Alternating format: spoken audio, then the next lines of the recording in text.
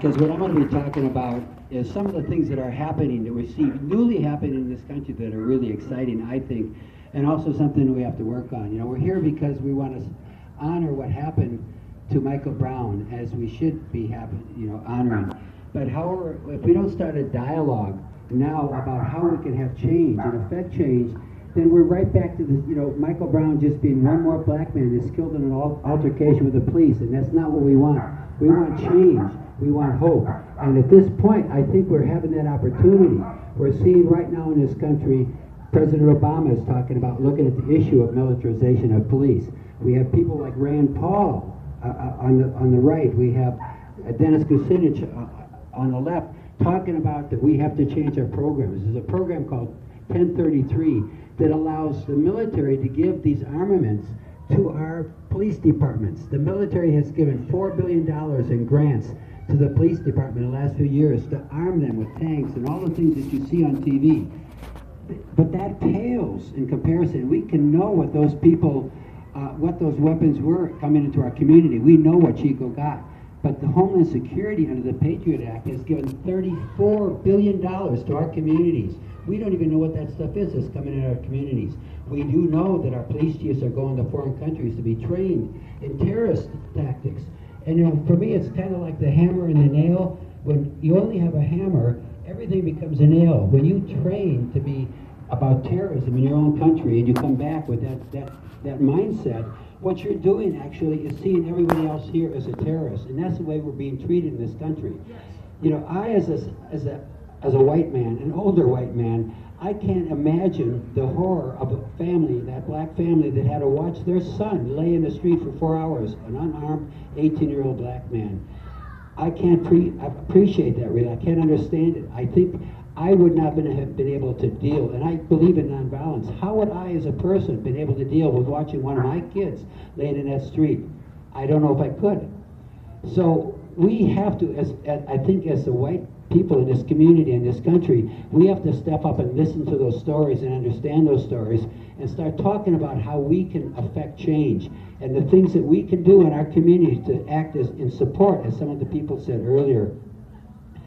There's things that are happening right now in this country, even in California, Rialto, California. The chief of police there put lapel cameras on on half of his police force. Just half of the police force had lapel cameras. Our community says they can't afford these things.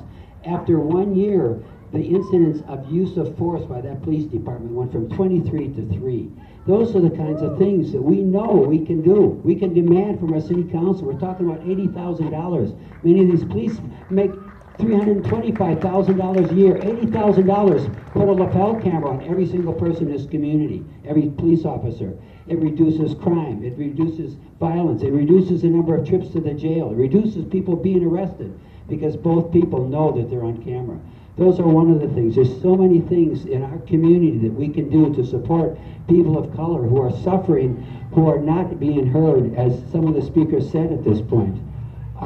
We have to demand that change. We have to start forming coalitions.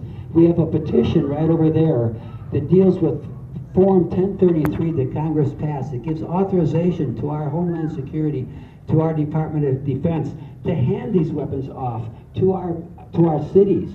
We have, right here in this community, we have something called Cop Watch. We go out on different holidays and watch the police. And we have pictures of the police, you might say, goose-stepping with all of this armament on. That doesn't bring resolution to anger, it escalates. We need to learn how to de-escalate in our communities, and it's our job to talk to the police. When they go on the streets, they have to engage. They don't show this force that we're having to deal with in our communities. Right here in Chico, regularly, they go out and they engage with escalation. When you come out with a number 10, that's how you're going to have the other people, especially young people. And I like to think that, as a young person, I did some pretty stupid things. And when I was young, officers would say, "Bob, get your butt home." Not, "We're going to arrest you, throw you down on the ground, and put handcuffs on you, and if you say anything to me, I may taser you."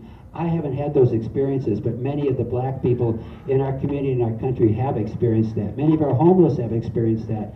It's our job to come together and sign this petition, and afterwards meet those who would like to meet up on this stage and talk about forming coalitions on change. in our own communities that can move up that line to all of the people in this country saying no more militarization. Not only that, but take away these weapons, put them away. We don't need tanks in our community. We don't need automatic weapons in our community.